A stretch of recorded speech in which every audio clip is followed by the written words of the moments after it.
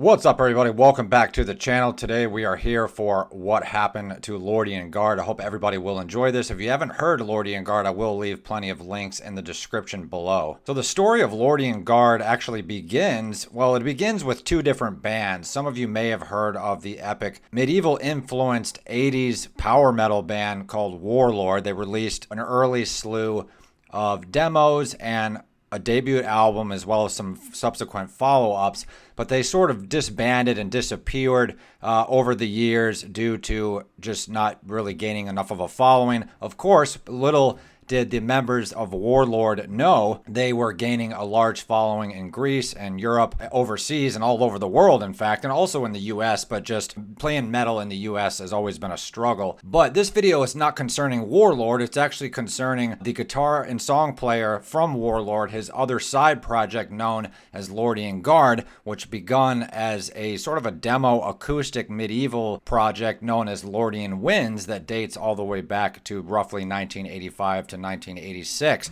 where they came out with the Lordian Winds demo that was recorded on really old analog equipment. But most of the releases that we're going to be discussing today have all been re-released on the Lordian Guard anthology, which I actually was lucky enough to find a copy of. I think you can find it on Discogs, maybe even Amazon. So basically, when we're talking about the universe of Lordian Guard, we're going to be talking primarily about William J. Tsamis, who was the founder of Warlord, Lordian Winds, and Lordian Guard, as well as a solo project known as Sea of Tranquility. I haven't listened to too much of it, but it's sort of like a Yanni-esque inspired electronic soundtrack project, which sounds really interesting. William J. Tsamis sadly passed away 2021, and I have actually had some wonderful correspondences with William J. Tsamis back when he was on Facebook after Warlord sort of regrouped and they were touring, and they came out with the Holy Empire album back in 2013 or 2012, I think. And they sort of had a resurgence. They had enough support to start touring a little bit here and there. They did some concerts in Greece. They did some festivals. So I'm just very happy that Warlord was able to, and again, we keep bringing up Warlord. This is not a Warlord video. We are going to rewind a little bit back to Lordian Guard and Lordian Winds, but I just wanted to make that a statement that I'm so happy and thrilled that William J. Tsamis and Mark Zonder and the other guys in Warlord were able to share their music, on the stage to their diehard fans over in Europe. That was amazing. We never really got a whole lot of shows in the US. There might have been a few. I digress. Most of you guys that are metalheads, old school metalheads, power metal heads, you probably heard of Warlord, but this story is not about Warlord, it's about Lordian Guard. And Lordian Guard is an interesting band because it's similar to Warlord, but Lordian Guard, my friends, is something much more, to me, much more special, much more unique, and so much more I don't even know how to describe Lordian Guard.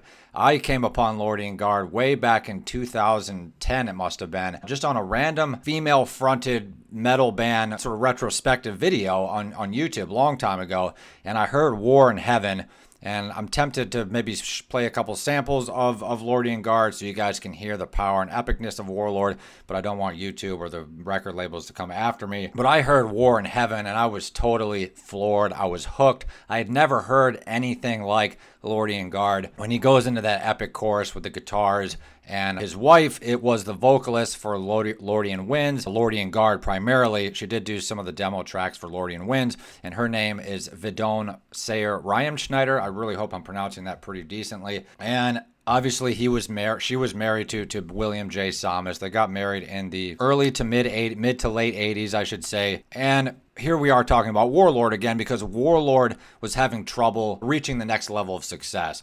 Little did they know, like we said previously, they were sort of, they had a burgeoning fan base over in places like Greece and France and England and just all over Europe as a whole. Spain, perhaps, Germany even. They played live in Germany later on, Warlord did. So they were not completely unknown, but during the late 80s, as everybody remembers, that was the height of the pop power metal or the pop glam metal scene. Bands like Motley Crue and Van Halen and Whitesnake and everything that was not Warlord. And Warlord, although they did have some glamorous elements to them, this is turning into a Warlord video, but we are going to talk about Lordian Guard, I swear. We're going to go back to it. Warlord just had a totally different aesthetic. Just sort of the musical style. The reason we're bringing up Warlord so much in the beginning of this video is because it really cultivated, I should say, the style of what would grow to become Lordian Guard. But having said that, Lordian Guard was not like a full band project. It was most of the music, as Warlord, was all composed by William J. Tsamis. Obviously, Mark Zonder contributed a lot of musical ideas and drum beats and perhaps lyrics to Warlord. But by the time we get to Lordian Guard, it was pretty much just William J. Tsamis, known as Bill Tsamis, running the ship. It was his creative outlet, his collaboration. It was a labor of love with his wife. They did have a percussionist on the first album, or the first demo, I think, and then eventually the percussionist kind of disappeared, and they just never listed him as a third member. But the two primary members are obviously William J. Tsamis and Vidone Sayer Ryan-Schneider, and they did have a difficult marriage due to illnesses and tragic events that came up. We'll talk about that in another episode. And the reason we're mentioning it is because William J. Tsamis and Vidone Sayer Ryan-Schneider's life was unfortunately plagued with tragedy after tragedy. Both of them have physical injuries, to both of them being in chronic pain. So just a really sad story, but what I think is beautiful about what William J. Tsamis managed to accomplish, he not only was in 3 or 4 different bands, obviously a solo project, but he was an Advent Orthodox Christian. He was a passionate Orthodox Christian. And the whole end of Warlord, I guess you could say, begun the birth of Lordian Guard. What would become Lordian Guard actually happened after Warlord sort of disbanded. And I think William J. Tsamis went to the Dallas Theological Seminary and became sort of a philosophy/religious professor. He could have maybe gone on to be a priest, but he chose to stick with the academic field. He was very well loved by his students, from what I can tell, and just lived a very passionate life. He turned his back on fame and fortune, and he was actually trying to write this big epic score for this movie in Hollywood. And the whole project fell through because from what I've gathered from what Bill Tsamis says, is that they thought it was too Catholic sounding, it was too religious. And his response was, well, look at the cathedrals of Michelangelo and of the paintings of the Renaissance and the Baroque, and we've always had religious imagery. Bill Tsamis was so passionate about sharing his love of God, his love of spiritual growth in his music, and that comes out so much in the music of Lordian Guard, maybe even more so than it ever did with Warlord, and that's personally why I like Lordian Guard just a tad bit better. I love Warlord, don't get me wrong, but there's something special and something just so elusive about the essence of what Lordian Guard was able to capture in their music. I mean, this music is definitely not for everybody. You turn it on and you hear the medieval notes and you hear the strange sort of one-man production. Obviously, Bill Tsamis worked with a lot of producers. He recorded in his private studio called the Storm Cellar in Tarpon Springs, Florida, where he and his wife and his daughter migrated after he left Hollywood. And I think that's so awesome about William J. Tsamis, is that he turned his back on fame and fortune until it was the right time. It actually ended up coming back to bless him later on in life. He sort of started hearing on forums and internet sites that Warlord and Lordian Guard had like thousands and thousands of fans over in Greece and Europe. And that goes to show you sometimes that's life's tragedy, is that people are not appreciated right at the time that they should be. Sometimes they're appreciated after the fact. To make a long story short, and also this is just a beautiful tale about William J. Tsamis too. It's tragic, but when he was a teenager, he suffered the death of his father, and his father was his main inspiration, or his main coach to keep playing guitar. He didn't want him to quit. He didn't want William J. Tsamis to quit playing guitar, and he encouraged him to play. And after his father died, William J. Tsamis sort of went under this spiritual depression and spiritual rebirth at the same time, and he started questioning religions, and that's how he ended up going to a seminary school, because he sort of turned his back on the music industry because it had sort of let him down, right? Warlord did have some successful early releases. They did have some radio airplay, but communication was a lot slower back then. We're talking 1983, 84, 85, and they did not realize that Warlord could have been a thing. And it's like William J. Tsamis says, maybe we should have moved to Europe. Perhaps that would have been awesome to speculate what would have happened to Warlord and Lordian Guard. But going back to Lordian Guard, before I keep interrupting myself, it's one of the most strange, unique, and bizarre metal bands that I've ever heard of, if you can even call it metal. I mean, to me, it's very, very metal. It's super metal. but to a lot of other people, they would just probably listen to it and say, this is just really weird. But the music of Lordian Guard will grow on you. The riffs, the music, the production, the vocals of Vidon Sayer Schneider will grow on you to such a profound effect that you will become a Lordian Guard fanatic. Strangely, they only have like technically 2 releases, 2 albums. They released the first album, which I believe was self-titled, and then the second one is obviously called Sinners in the Hands of an Angry God. You can still find copies of these. It's all over YouTube. There are some people that have uploaded clips of their music with not the highest quality. I recommend you go to the main Lordian Guard YouTube, if that's still a thing. I'm pretty sure it is. And their music has carried me through good times and bad times and terrible times and heartbreak and all kinds of beautiful things. And it's really this, what to me Lordian Guard is not only a labor of love of the profound motivation and sort of spiritual peace and motivation that took place in the soul of Bill Tsamis, but it's also the sound of the Renaissance or the medieval times or the ancient biblical times put into a metal band. If I could describe it like that, it just sounds like he took the Old Testament and the New Testament and the paintings of Michelangelo and the paintings of Mannerism and the paintings of Leonardo da Vinci and just literally gave a voice to them somehow. And the music, I guess, from an outsider's perspective, if you're not Orthodox, if you're not Christian, it may come across as religiously fanatic perhaps, but it's really not. It's more of just a celebration of God's beauty. It's not an oppressive, forceful type of lyrical content by any means. It's not trying to convert you by any means, I don't think. I think it's just one man and his wife celebrating the beauty of their religious faith. I don't know. I suspect that his wife, Vidon,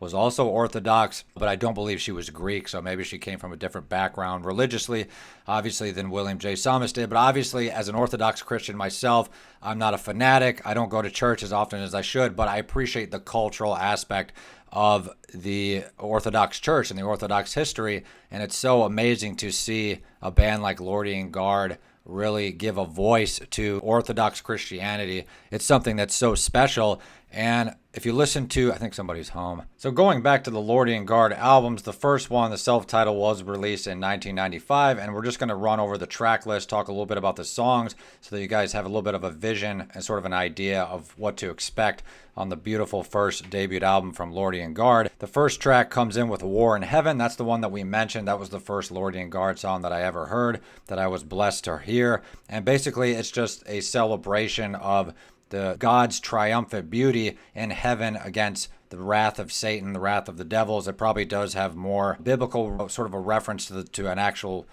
passage in the Bible, but it's basically a tribute to Christianity in the sense of how it manages to spiritually uplift people and defeat all evil that it comes across in the vision of William J. Tsamis. Track number 2 on the first album comes in with Winds of Thor, which is a beautiful tribute about an oppressed Nordic people, as William J. Tsamis puts it. Basically, everybody knows about the story of how the Christians came to the Scandinavian countries and enforced Christianity on them. This is a song written from the perspective of the oppressed Norwegian/Scandinavian Finnish people and just the struggles of spiritual defeat that they had to conquer and what was to become of them. Some of the lyrics are absolutely beautiful. I encourage you guys to listen to that. Track number 3 comes in with Lost Archangel, which is basically a really beautiful melodic, ironically, metal song about Satan himself, aka the Lost Archangel. So I will encourage you guys to listen to that. Just beautiful harmonies.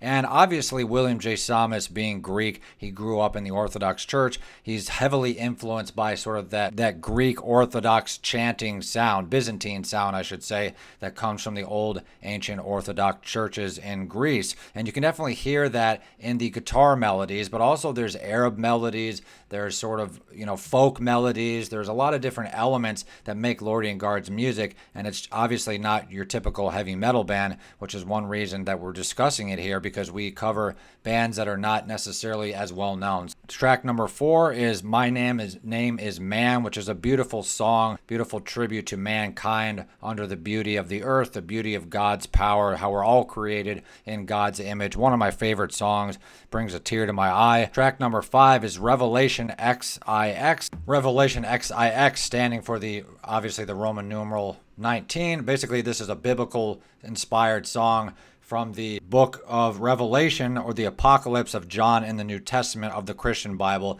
I'm not an expert on the Bible, but roughly that was what Bill Tsamis was inspired by. I'm sure he put his own spin on the narrative slightly to make the song come alive. The last song on the debut Lordian Guard project is In Peace He Comes Again. And this is a beautiful, tranquil Christmas song about the beauty of Christmas and how we all sort of return back to our childhood innocence under the likeness of God, under Christ's guidance, and how he touches us in our hearts and our souls, and how we learn to forgive, and that Christmas is really not really about the presents or about the glory and the lights on the tree, but Christmas is really about that old ancient Christian spirit, the spirit of Christ and the spirit of God. So moving on to the second Lordian Guard album, Sinners in the Hands of an Angry God, which I can never decide which album I actually like or prefer better. There's things that I like about both that I like maybe a little bit less about each other, but overall I would definitely say that maybe the second one's my favorite because more the songs are a little more strong, maybe a little more consistent. But having said that, that changes interchangeably throughout the years as I get older. First track on Sinners in the Hands of an Angry God is Battle of the Living Dead, which is sort of a similar inspired song to War in Heaven, just the beauty of God and the saints conquering over evil. It's super fast. It's super heavy. Warlord actually went on to cover this song in their later albums. You can check that out. Track number 2, we come in with Behold a Pale Horse, which is obviously another biblical inspired song from the Bible, which many of these songs are, but William Tsamis is not using the Bible. He's not being constricted by the biblical philosophies, the biblical passages. He's adding his own touch to it. He's reinventing things. Track number 3 is Stygian Passage, which is a beautiful song. I'm not exactly sure what it's about, but it's a beautiful song about this man sort of having this vision, and he's going over the Stygian Passage, and he's seeing his life flash before his eyes, and it's just a beautifully profound song. Track number 4, we come in with Golgotha, the Palace of the Skull. Everybody knows about Golgotha, where Jesus was taken to be crucified, and this song is just a really great upbeat metal song. It's got a really good sort of chuggy guitar riff and upbeat sort of almost like a polka beat, but it's obviously doesn't sound like polka in the context of this song. It does have really great, beautiful, amazing production. Tons of keyboard layers. I forgot to mention that William J. Tsamis plays keyboard over many of these tracks. His wife is doing the vocals. The bass is programmed in a keyboard by William J. Tsamis, and obviously have the high-end sort of medieval intros, the keyboards. And dare I say that elements of both Lordian Guard albums and just Lordian Guard's aesthetic in general is almost dungeon synth. I'm surprised that the dungeon synth archives or a lot of the YouTube channels dedicated to dungeon synth have never really covered Lordian Guard's music, because it's almost in that vein of old school Burzum, the prison albums where Varg Vikernes was locked up in Norway when he was forced to use a keyboard to make his albums. William J. Tsamis has a lot of beautiful passages that are very dungeon synth-esque, very Burzum-esque perhaps. Track number 5, is Father. This is a tribute to the impact of William J. Tsamis' father that we mentioned, and basically this is a song about his father asking out for help. When his father dies, he basically asks his father for spiritual guidance. What happens after death? How am I going to become a man? What is the fate of mankind in general? And some of the lyrics just really speak for themselves. Just a beautifully touching song about a father and son relationship. Coming in at track number 6 is Sinners in the Hands of an Angry God, which is the title taken from the album. A beautiful epic song about, it basically has readings from the Bible itself. And it talks about what happens in hell from the sort of ancient Christian sort of apocalyptic worldview. Obviously, you have to take it for a grain of salt, but it is very profoundly impactful to sort of lead us on a upright lifestyle, a passionate lifestyle, a good-natured lifestyle, and obviously an Orthodox Christian lifestyle, and the horrors that await the sinners, the horror that awaits lust and greed and money. And this is something that was so integral to Bill Tsamis' spiritual conversion or his spiritual rebirth. his metamorphosis was that in his early days, even he claims himself that in one of his interviews that he was a pompous ass, and that, he looked upon when he was teaching as a professor, he looked upon his students and said, I wish I was this compassionate and this bright and this educated and this down to earth when I was their age. When I was their age, I was a tool basically. And he recognizes the way that he's changed as a person, not only spiritually but mentally, emotionally, and socially. And lastly but not leastly, we have Children of the King, which is a beautiful song about basically what it sounds like, children of Jesus Christ from the Orthodox worldview. All of these songs, both of these albums as a whole, are just epically beautiful, and they really stand out in the history of metal. And I don't think anybody's actually done a retrospective or a vlog about Lordian Guard. We do have one about Warlord coming, but like I said, in this one I wanted to focus on the lesser known band known as Lordian Guard, which was sort of the brainchild of William J. Tsamis, but it derives back to the mid-early 80s with Lordian Winds. And all the turmoil and all the tragedy and all the suffering in Bill Tsamis' life, as well as his wife, Vidon Sayer Ryan-Schneider, you can hear that in the music. I mean, I don't think Lordian Guard would have ever been a thing if it wasn't for the physical and emotional tragedies that William J. Tsamis and his wife Vidon suffered. And obviously, if you hear them creating music together, it was such a beautiful collaboration. Obviously, Vidon's voice is maybe arguably not the best, but it doesn't matter in the context of the music, because you can tell that this was a labor of love. At least I certainly hope it was. And his vision was all encompassing in terms, obviously he had a sort of an epic, medieval, grandiose, Baroque, classical vision, but I think metalheads will appreciate it because of the sort of macabre and overly apocalyptic Christian subject matter. It's not a born-again Christian metal band by any means. It's not a Christian conversion metal band or anything like that, anything of that sort. It is basically just a celebration of sort of the macabre, mythological, but also beautiful, powerful themes in Christian Orthodox mythology, as well as ancient mythological mythology as a whole worldwide. And the music has so many elements to it that barely even sort of confine them to the term of epic Christian medieval metal, because it really branches out into humanity as a whole. And I did just want to interject this point. I almost forgot that there was a third Lordian Guard album planned for either the late 90s or early 2000s, but the project fell apart due to William J. Tsamis, Bill Tsamis, and his wife's physical problems. Obviously, Bill Tsamis was busy teaching at the university, and the marriage was having problems. They were having physical, medical problems. But what was alleged, speculated on to be the next Lordian Guard album, it was to be called The Holy Empire, which later became Warlord's follow-up roughly in the late 2000s, 2012 or 13 it was released.